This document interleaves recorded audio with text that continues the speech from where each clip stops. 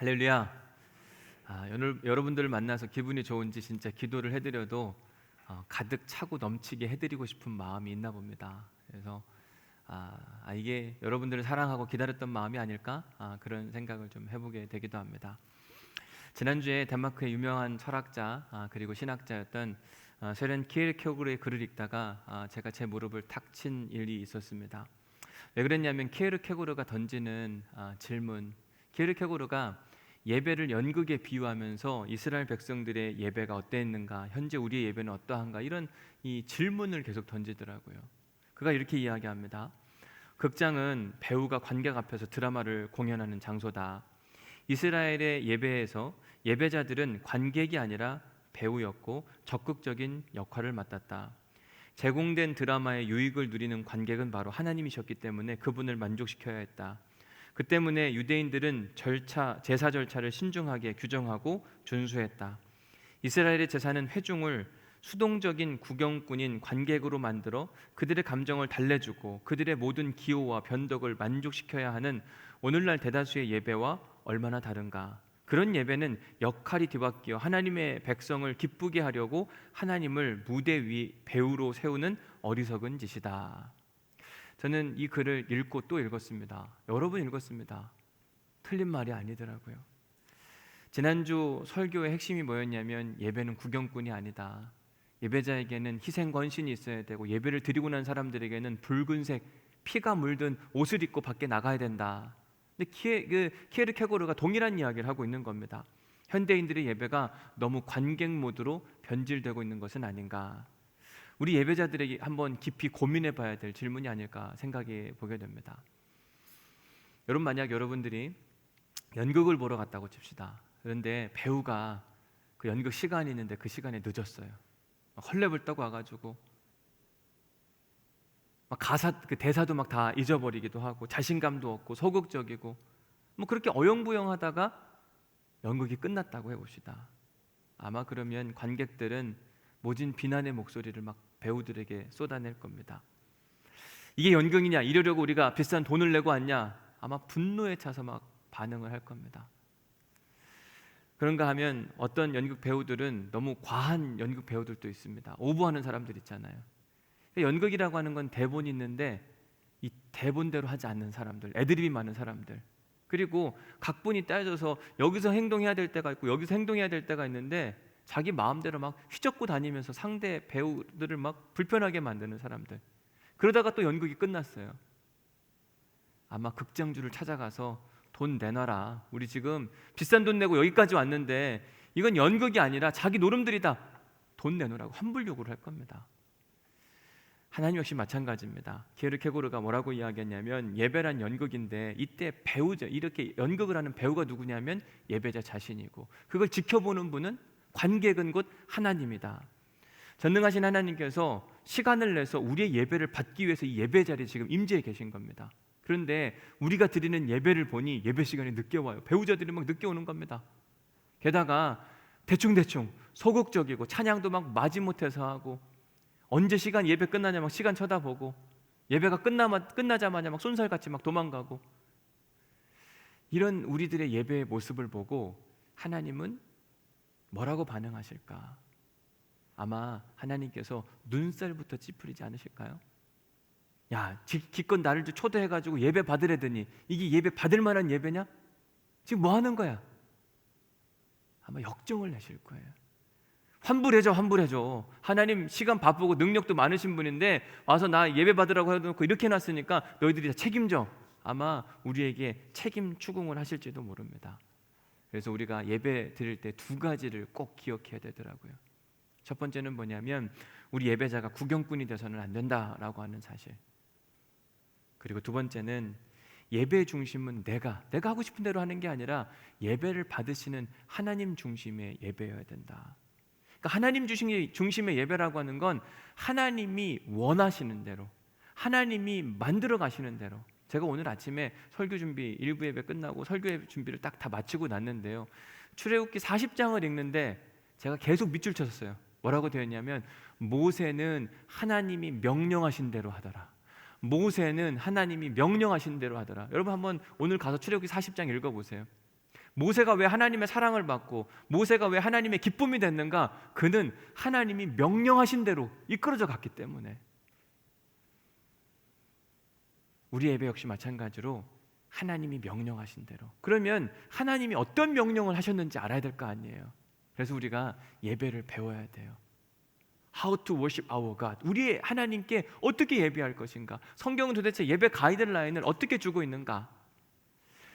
오늘은 유대인들의 5가지 제사 중에 소제라고 하는 offering of grain, 곡식 제사에 대한 말씀으로 함께 은혜를 나누고자 합니다. 바라기는 오늘 주시는 말씀을 통해 우리의 삶에, 우리의 예배가 온전히 하나님께서 기뻐하시는 예배가 되어서 야, 참 좋다, 너희들 예배 잘한다, 내가 뭘 좀 도와줄까, 어떻게 챙겨줄까, 이러한 믿음의 교제가 있는, 여러분 예배는요 일방적인 게 아니라니까요. 내가 드리고 받아주십시오가 아니라 하나님이 받으시고 은혜를 베풀어 주셔야 돼요. 오늘 우리의 예배는 우리가 드리기만 하는 예배가 아니라 여러분들이 하나님의 은혜와 보호도 받는 그 귀한 은혜가 있기를 주님의 이름으로 간절히 축원합니다. 자, 레위기 2장에 등장하는 이 소제라고 하는 건요, 작을 소의 제사제가 아니에요. 일반적으로 우리가 오해하는 게 소제 그러니까 작은 제사인가?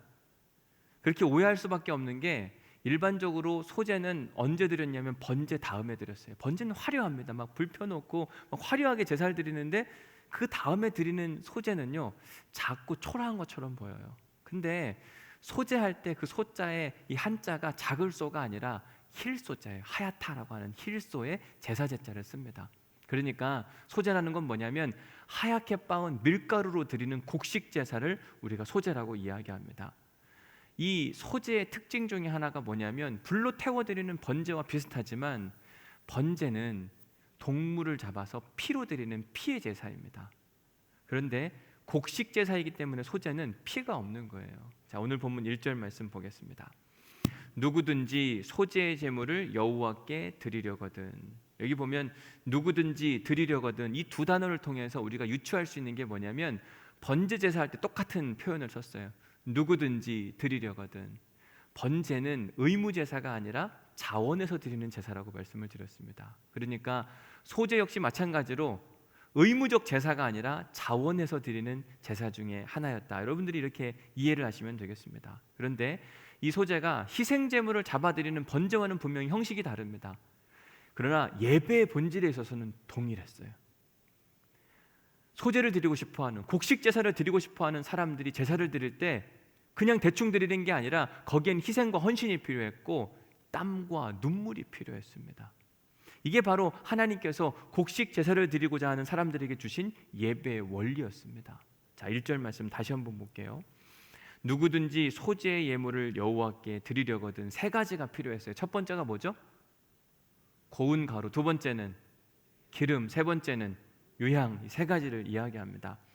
우선 여기서 말하는 고운 가루가 뭐냐?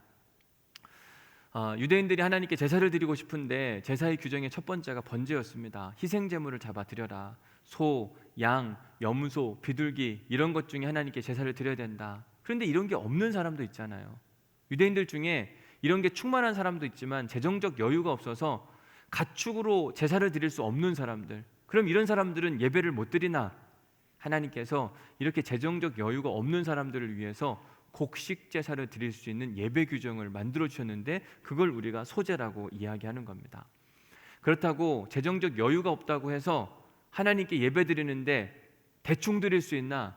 전혀 그렇지가 않아요. 1절 말씀 다시 한번 보면 너희가 여호와께 소제로 예물을 드리려고 할 때 고운 가루로 예물을 삼으라고 이야기합니다. 고운 가루라고 하는 건 곡식을 베어서 곡식을 하나님 앞에 드릴 때 그냥 거칠고 날 것으로 내가 이 추수한 것 중에 그냥 일부를 딱 묶어가지고 이거 받으십시오 라고 이야기하는 게 분명히 아닌 겁니다. 우리가 가을에 논에서 벼를 추수하고 나면 밥을 먹을 때까지 그 과정과 절차가 생각보다 복잡합니다. 농부가 가을에 먼저 논에서 벼를 베잖아요. 그리고 나면 그걸 탈곡해야만 합니다.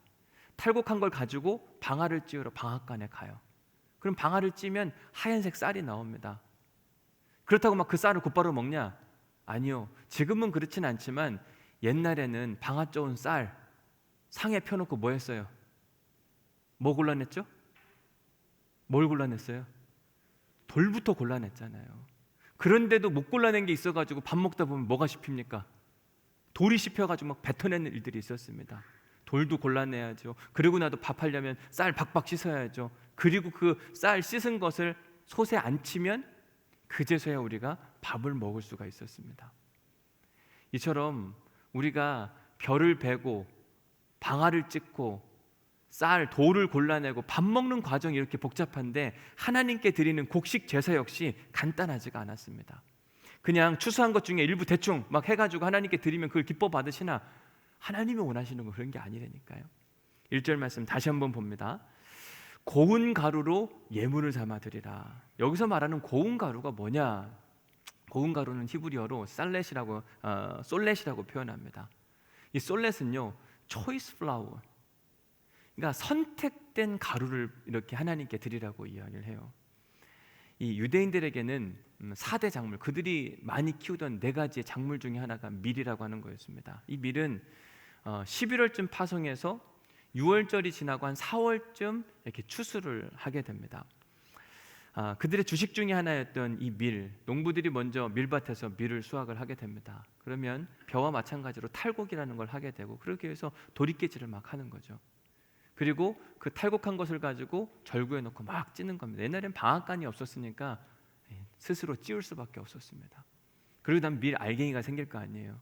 그럼 그걸 맷돌에 넣어서 가는 거예요. 그럼 밀가루가 생길 거 아니에요. 그걸 가지고 그들의 주식인 빵을 만들어서, 그러니까 이스라엘에 갔더니 걸레빵이라는 게 있어요. 이렇게 넓게 만듭니다. 그리고 거기에 막 야채를 넣어가지고 막 이렇게 먹거든요. 그렇게 해서 그들의 주식을 삼아서 먹는데, 그들이 맷돌에 갈아서 밀을 가루로 만들 때 그 중에서도 좋은 밀가루를 선정하기 위해서 구별해내기 위해서 채질을 하는 겁니다. 여러분, 채가 뭔지 아시죠? 걸러내는 거. 그래서 밀가루, 이 맷돌에 가은 이 가루 중에 더 좋은 가루를 찾아내기 위해서 애를 썼던, 그래서 얻은 그 밀가루, 그게 바로 뭐냐면 오늘 본문에 등장하는 고운 밀가루예요. 그러니까 하나님께 예배를 드려야 됐던, 특별히 소제, 곡식으로 제사를 드려야 됐던 이스라엘 백성들은 대충 예배하는 게 아니에요. 곡식으로 드리니까 뭐 그냥 이건 시원찮은 거 아무거나 이런 차원의 문제가 아니라 고르고 골라서 밀에서 밀밭을 잘라내고 탈곡하고 방아를 찢고 이 맷돌을 돌리고 그 중에서도 막 채를 쳐가면서 하나님께 드릴 수 있는 가장 좋은 것을 구별하여 드리라. 이게 바로 고운 가루 신앙이 바로 여기에 담겨 있는 모습을 보게 됩니다. 에이, 뭐 아무거나 드리면 됐지만 하나님이 받으시겠지. 아니요. 하나님께서 그러면 뭐라고 표현하시냐면 히브리어로 토에바. 제가 몇 차례 말씀드렸죠. 토에바가 어떤 뜻이라고요? 역겹다, 토해버리고 싶다. 하나님이 기뻐하지 않으시는 예배의 모습이라고 말씀하시는 겁니다. 가끔 성도들이 이런 질문을 할 때가 있습니다. 목사님, 그리스도인으로 살아가면서 주일 성수하고 11조 하면 되는 거 아닙니까? 물론 당연히 필요한 겁니다. 그런데 하나님이 기뻐 받으시는 예배는 양적 예배가 아니에요. 양적 예배라고 하는 건 내가 몇 번 예배를 드렸는가, 내가 얼마나 많은 헌금을 했는가, 이런 차원의 문제가 아니라 하나님이 원하시는 예배는 질적 예배, 내가 단 한 번의 예배를 드린다 할지라도 하나님이 기뻐하시는 예배를 드렸는가. 여러분, 우리가 주일 예배 드린 것, 주일 예배에 참석한 걸 우리의 예배의 목적으로 삼으면 안 됩니다. 나 오늘 주일 예배 갔다 왔으니까 되는 거 아니야. 하나님은 내가 주일 예배 갔다 온 게 원하는 게 아니라니까요. 여러분, 우리가 연극을 보잖아요. 영화를 봅니다. 영화를 보고 온 게 문제가 아니라 그 영화가 어땠나, 그 연극이 어땠나, 나한테 어떤 감동을 줬나, 이게 중요한 거 아니겠습니까? 결혼을 했는데 결혼을 한 게 중요한 게 아니라 어떤 결혼 생활을 하느냐가 훨씬 더 중요할 거 아니에요. 나 결혼해봤다, 이런 게 중요한 게 아니라니까요. 우리가 예배를 드리면서 꼭 기억해야 되는 게 뭐냐,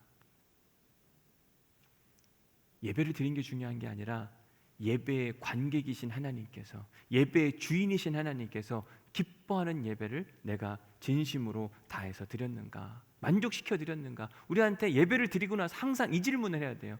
내 예배를 하나님이 기뻐 받으셨을까? 만족하셨을까? 오늘 본문에 등장하는 이 소제를 히브리어로는 민하라고 이야기합니다. 민하는 뭐냐면요, gift, 선물이라는 뜻을 갖고 있어요. 소재의 본래 의미는 예배자가 하나님께 드리는 선물이다.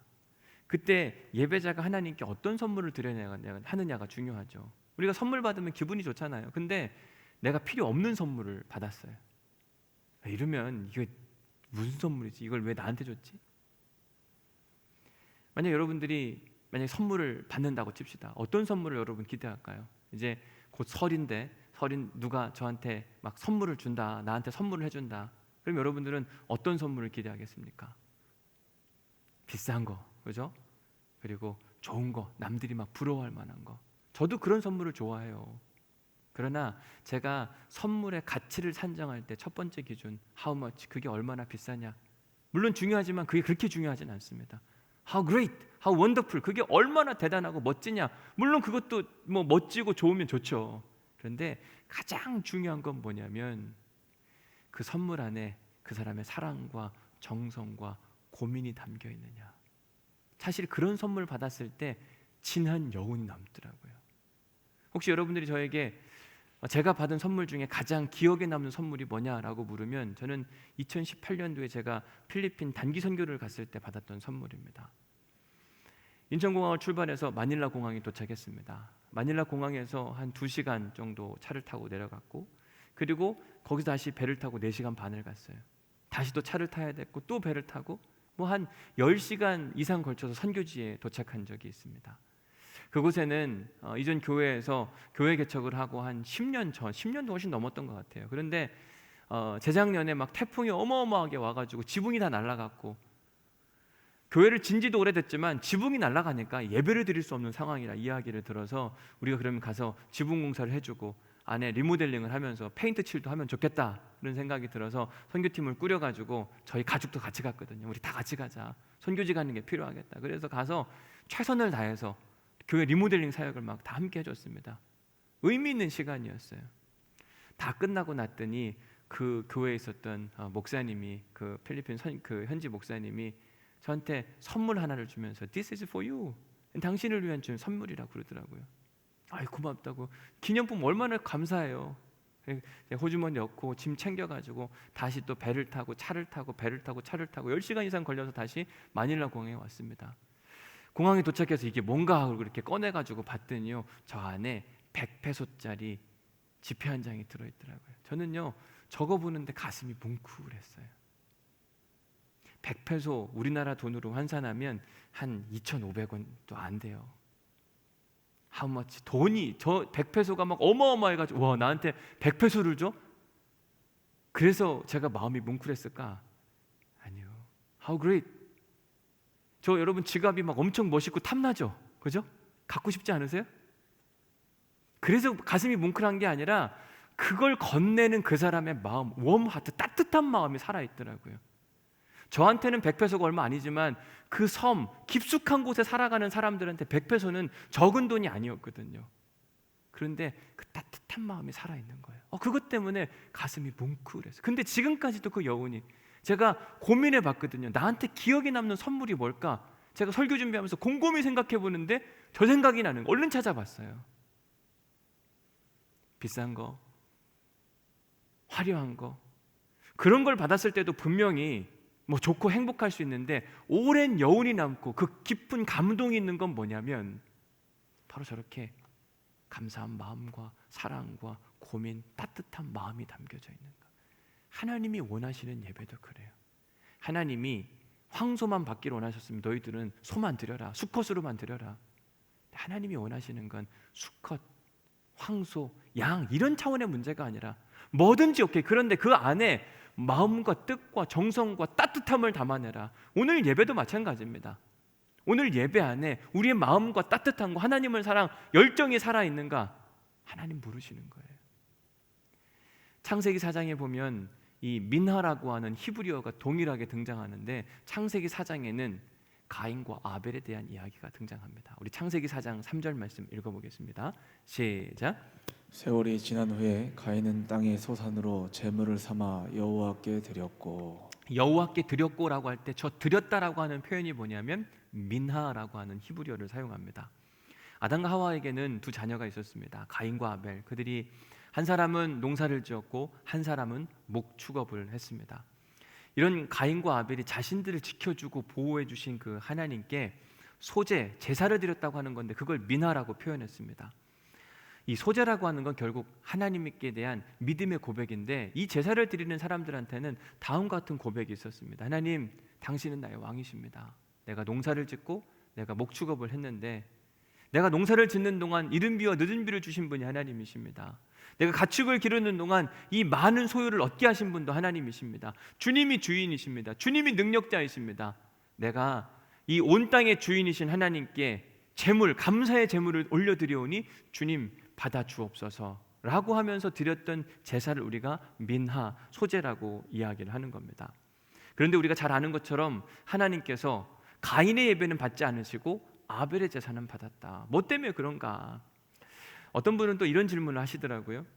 목사님, 가인의 제사는 곡식의 제사였고 아벨의 제사는 양의 제사였습니다.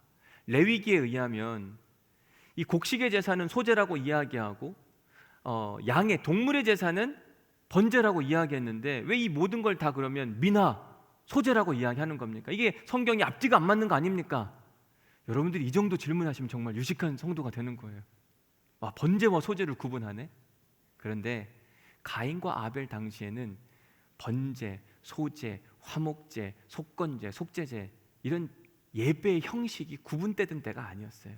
그냥 하나님께 감사한 마음 가운데 드리는 제사를 통틀어서, 그게 곡식의 제사든 동물의 제사든 상관없이 동일한 효과로 하나님께 감사를 표현하는 선물의 예배를 바로 다 민하, 소제라고 이야기를 하곤 했습니다.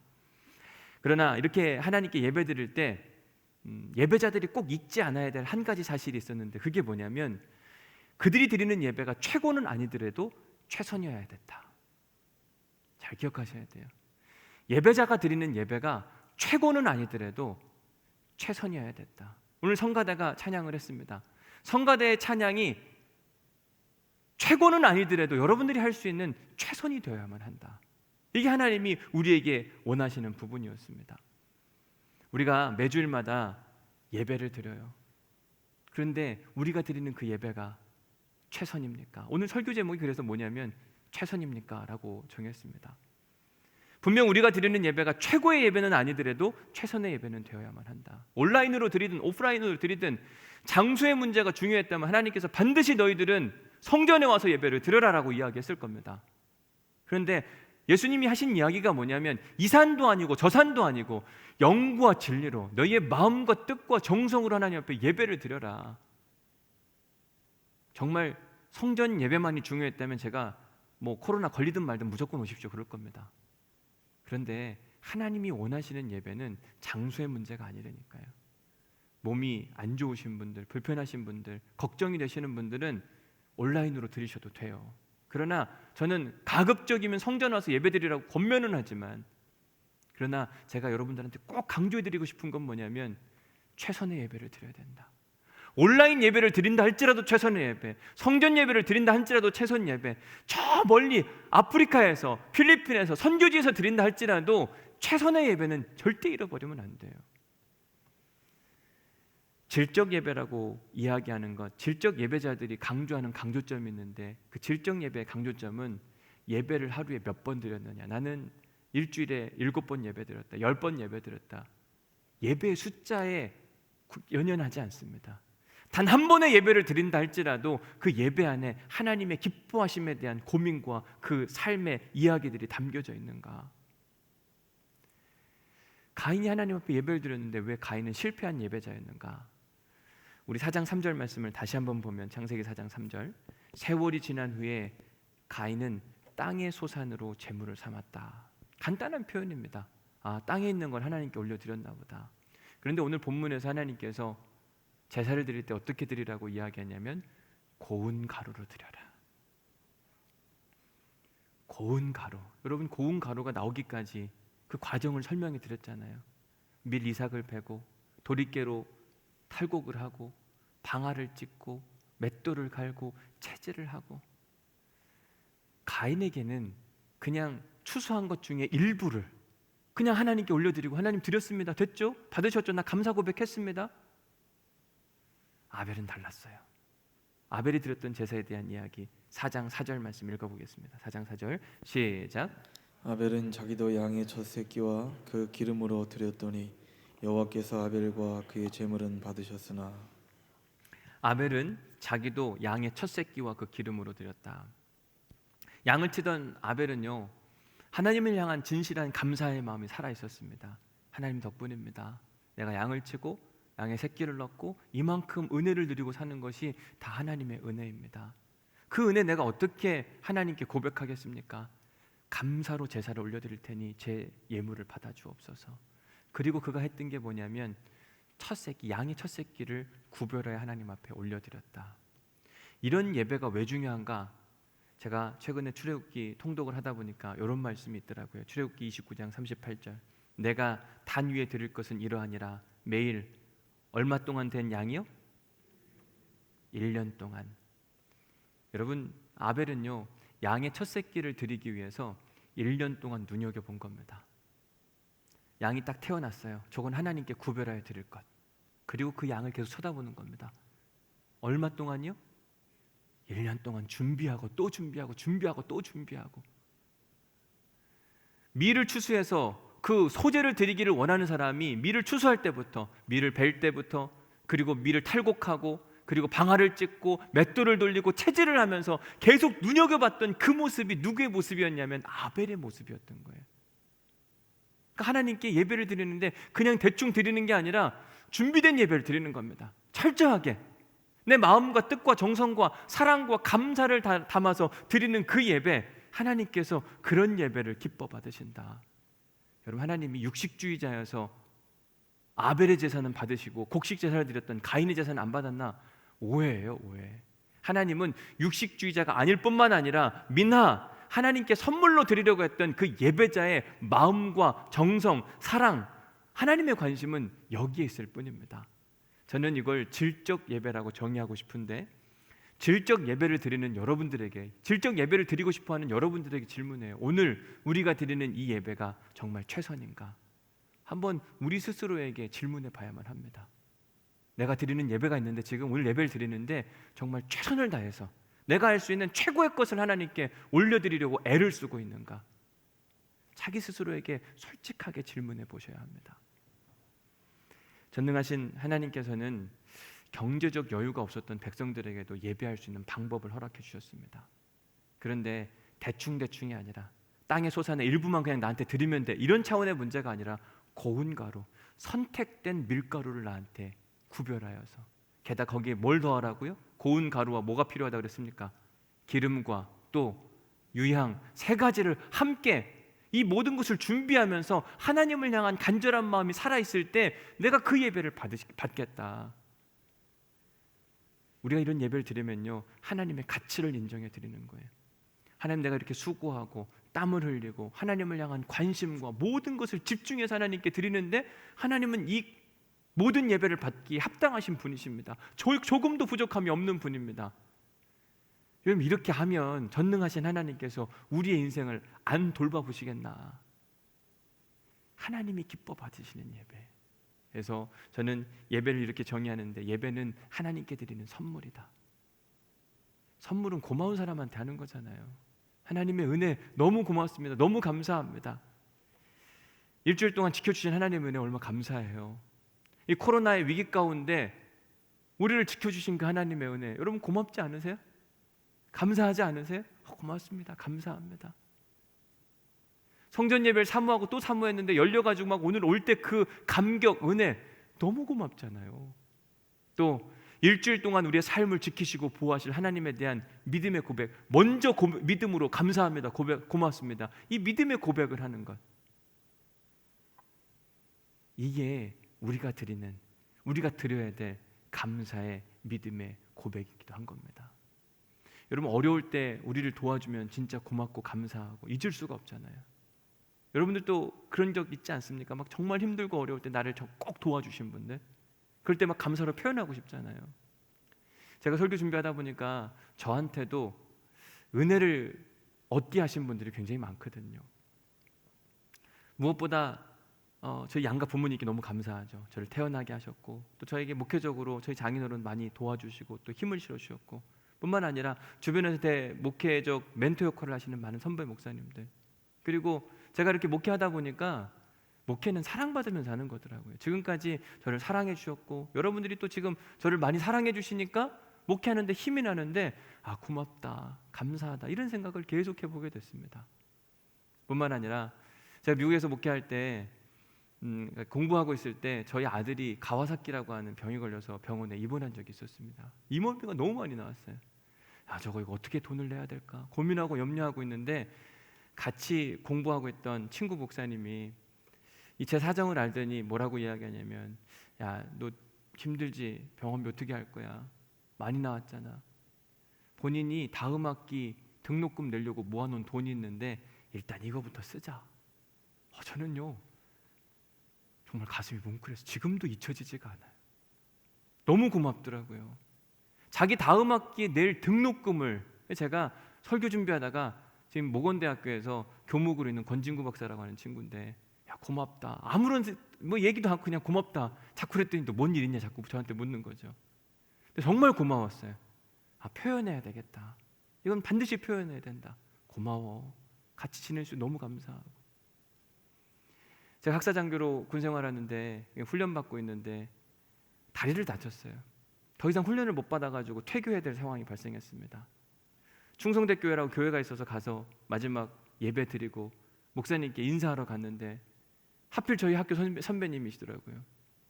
그래서 무슨 일 때문에 그러냐고, 다리 다쳐가지고 더 이상 훈련을 못하게 될 것 같아서. 아이, 그런 게 어딨냐고, 내가 한번 도와줘 볼게. 그리고 나서 저희 훈육대장님한테 전화하고, 그리고 제가 군장 대신 그냥 100km 행군할 수 있도록 도와주셔서 모든 걸 마칠 수가 있었어요. 미국으로 공부를 하러 갔는데 영어를 못하는데 진짜 하나님께서 수많은 사람들을 막 놓으셔서 저를 도와주고 또 돕게 하시고, 결국 제 개인의 능력이 아니라 수많은 사람들의 도움과 은혜 때문에 내가 지금 이 자리에 서 있고 우리 오늘 이렇게 담임 목사를 할 수 있는 것, 고맙다, 감사하다. 오늘 설교 준비하다가 잠깐 멈춰서서 그 고마운 분들을 위한 중보기도가 분명히 있었습니다. 하나님 고맙습니다, 너무 감사합니다, 이분들 덕분에 제가 그 은혜를 누리게 됩니다. 그런데요, 한참 그렇게 감사의 고백을 하는데 찬송가 305장이 생각이 나더라고요. 나 같은 죄인 살리신 주의 놀라워 잃었던 생명 찾았고 광명을 얻었네. 이 찬양을 부르는데 온몸에 전율이 흐르고 많이 울었어요. 내가 한 사람의 그리스도인으로 서 있는 것, 그리고 오늘 교회 담임 목사로서 지금 사역하는 모든 과정 가운데 수많은 사람들이 돕고 섬겨주시고 기도해주시고 다 고마운데 그 중에 가장 큰 은혜는 하나님의 은혜구나, 주님이 하셨구나, 이 믿음의 고백이 있으니까 이 찬양을 하게 되었고 온몸에 전율이 흐르고 눈물을 흘리게 되고 너무 감사하더라고요. 야, 이런 하나님께 어떻게 예배해야 되지? 내가 오늘 설교해야 되는데 어떻게 설교 준비를 하는 게 옳은 걸까? 대충 할 수가 없더라고요. 여러분들이 혹시 저에게 오늘 목사님이 오늘 설교할 수 있는 것 중에 이게 최선입니까? 라고 물으면 제가 최고라는 말은 못하겠지만 제가 할 수 있는 선에서 이 레위기 2장 1절 2절 말씀을 가지고 할 수 있는 최선의 설교를 오늘 준비해 온 거예요. 왜? 하나님의 은혜가 너무 커가지고 너무 고맙고 감사해서. 여러분들에게 묻습니다. 여러분들은 오늘 하나님께 드리는 이 예배 최선이었습니까?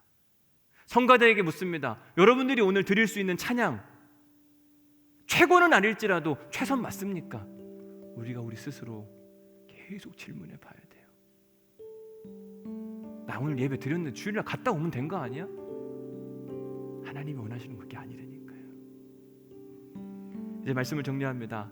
오늘 묵상 질문 첫 번째, 오늘 은혜 받은 말씀 한번 적어보시기 바랍니다. 오늘 말씀 생각하면서 기억에 남는 단어, 메시지 적어보세요. 여러분 가슴을 뜨겁게 했던 그 이야기들 적어보세요.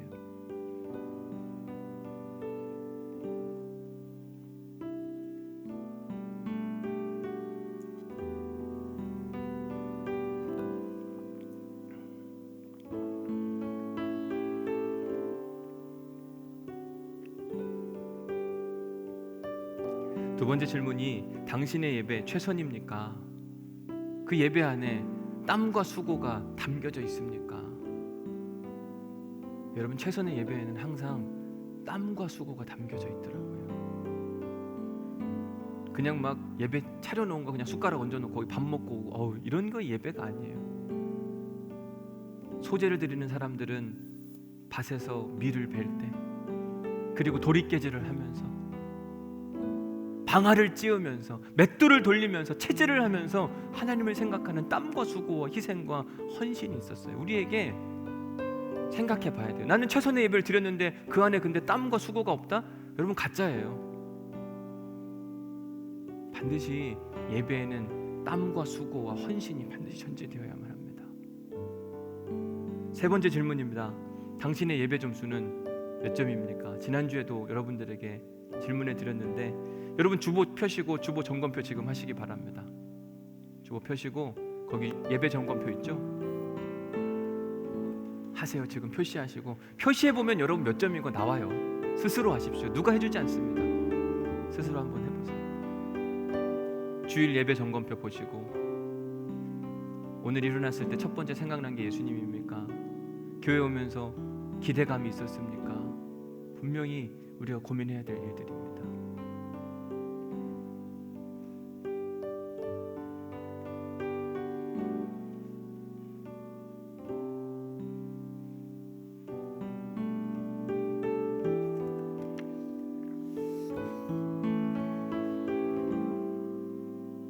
예배 점수도 여러분 스스로 적어보시고, 하나님이 원하는 것도 그렇고 제가 원하는 것도 아마 100점보다는요 지난주보다 여러분들이 조금만 나으시면 돼요. 그리고 100점을 향해서 날마다 걸어가. 가다 보면 한 발짝 뒤로 물러날 수도 있잖아요. 지난주에는 최선이었는데 이번 주는 아니네. 그럼 다음 주에는 두 발짝 앞으로 가면 돼요. 하나님이 원하시는 건 우리의 믿음의 진보거든요. 찬송가 405장 부르시면서 나 같은 죄인 살리신 하나님의 은혜 진짜 큰데, 고마운데, 나 도와주신 그 하나님의 은혜 너무 크고 감사한데, 이 고백이 있는 사람이 최선의 예배를 준비하더라고요. 우리 찬양하면서 하나님의 은혜 생각하면서 믿음으로 하나님께 올려드리도록 하겠습니다. 나 같은 죄인 살리신, 나 같은 죄인 살리신 주의 은혜 놀라워,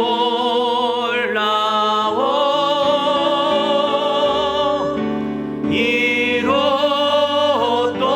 생명 찾았고 광명으로 뒀네. 큰 죄악에서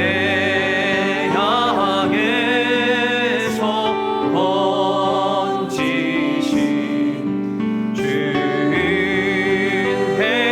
고마워.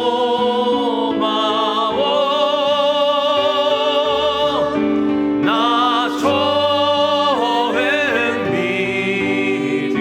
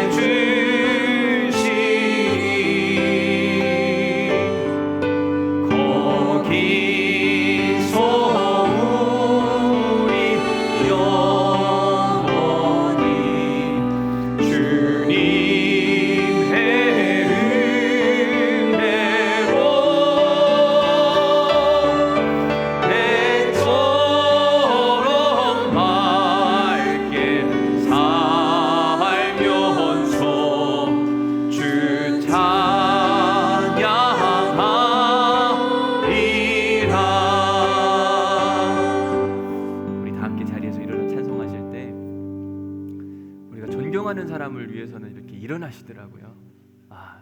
존경받기 합당하신 분이십니다. 우리 한번 1절하고 3절 다시 한번 찬송할 때 하나님의 그 크신 은혜와 사랑을 마음껏 담아서 주님, 내가 죄인이었을 때 건져주신 것 고맙습니다. 이 믿음의 고백과 함께 다시 한번 1절 3절 한번 찬양하겠습니다. 나 같은 죄인 살리시,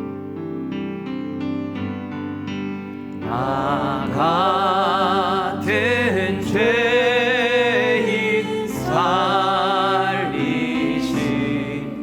주 은혜 놀라워,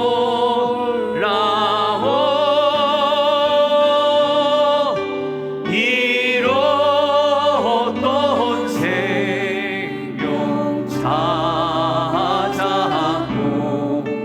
광명이, 우리 한 번만 더 할까요? 나 같은 죄인 살리신,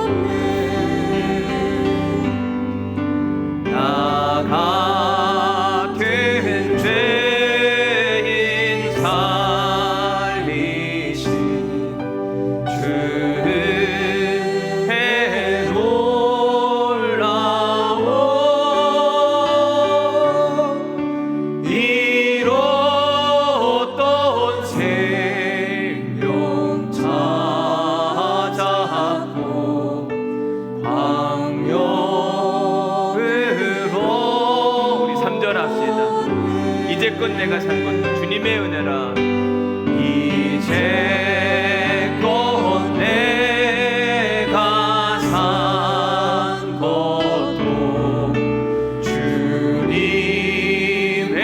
주님의 은. 아멘. 그렇습니다. 내가 살아있는 것, 예배하는 것 다 주님의 은혜입니다. 나를 장차 본 향해 인도해 주시니. 우리 이 시간 함께 기도하겠습니다. 하나님, 내가 오늘 돌이켜보니까 오늘 내가 드린 예배가, 내 찬양이 최선이 아니었습니다. 그냥 찬양하자니까, 예배 드려야 된다니까. 그런데 하나님, 이제부터는 최선의 예배, 내가 드릴 수 있는 가장 귀한 예배로 하나님 앞에 올려드리겠습니다. 이런 회개와 함께 우리의 믿음의 결단을 우리 함께 통성기도로 주님 앞에 올려드릴 수 있도록 하겠습니다. 기도하겠습니다. 하나님 감사합니다. 오늘도 저희들에게 귀한 나라라 하여 주옵시고 말씀으로 가르쳐 주시고 인도하여 주시니 감사합니다. 하나님, 최고의 예배가 아니라 최선의 예배를 드리라고 말씀하시니 감사합니다. 우리 예배를 돌이켜보면 하나님, 우리 예배가 아버지 하나님 최선의 예배가 되길 소망하며 기도합니다. 이스라엘 백성들이 소제를 드리면서 밀을 베고 탈곡을 하고 방아를 찧으면서 채질을 하면서 하나님을 생각하고 그리워하고 아버지 하나님 잘게 부서진 마음 가운데, 심령 가운데 주님께서 나오게 하여 주옵고 예배하게 하셨습니다. 하나님, 우리 예배를 점검합니다. 돌이켜보면 하나님, 우리가 드렸던 예배, 오늘 드리는 예배가 최선인가? 아버지 하나님, 최선의 예배를 준비하게 하여 주옵시고 늘 최선으로 나아갈 수 있도록 도우시고 인도하여 주옵소서. 아버지, 곡식의 종류와 재물이 아닌 문제가 아니라, 아버지 번제의 종류의 문제가 아니라 주님 최선의 예배를 주님께서 원하신다고 말씀하셨사오니 그 예배를 점검할 수 있도록 인도하여 주옵시고 최선의 것, 아버지 하나님 최선을 다하여 주님 앞에 예배드리는 우리 모두가 될 수 있도록 도우시고 인도하여 주옵소서. 주님, 우리 가운데 그 하나님의 은혜와 평강이 찾아올 수 있도록 인도하여 주옵시고 생명의 역사가 나타나는 귀한 은혜의 시간 될 수 있도록 도우시고 축복하여 주옵소서. 하나님 감사합니다. 우리를 사랑하셔서 오늘 부르셨고 오늘 예배의 자리에 나오게 하여 주시며 하나님 앞에 제사 드릴 수 있도록 인도하시니 감사합니다. 주님이 지난 일주일 동안 지켜주셨습니다. 주님께서 지난 코로나 가운데에도 1년 동안 안전하게 하셨습니다. 주님 덕분입니다. 아버지, 믿음의 고백이 살아있도록 인도하여 주옵소서. 내가 방역을 잘해서가 아니라 하나님의 은혜임을 고백해야 되는데 아버지 하나님, 우리가 우리의 의를 자꾸 자랑하려고 합니다. 하나님, 가인이 그러다가 예배에 실패한 자가 되었습니다. 아벨이 1년 동안 예배를 준비한 사람입니다. 하나님, 우리 예배를 돌이켜봅니다. 최선입니까? 하나님이 우리에게 우리의 예배의 모습을 물으실 때에 아멘 할 수 있기를 소망합니다. 주님, 지난 한 주간의 예배 다시 한번 돌이켜보게 하여 주옵시고 이제 앞으로는 그냥 드리는 예배가 아니라 최선의 예배가 될 수 있도록 축복하여 주옵소서. 이제는 우리 주 예수 그리스도의 은혜와 아버지 하나님의 극진하신 사랑과 성령님의 감동, 감화, 역사, 교통, 위로하심이 이제 오늘 말씀을 듣고 지난날 최선의 예배를 드리지 못했던 우리의 회개를 주님께서 받으실 것을 믿고 이제 앞으로 최선의 예배로만 하나님께 올려드리기를 소망하는 우리 오늘의 성도들 가운데 주님께서 안전과 평화와 평안과 기쁨과 감사가 영원히 넘치게 축복하실 것을 예수 그리스도의 이름으로 간절히 축원하옵나이다. 아멘.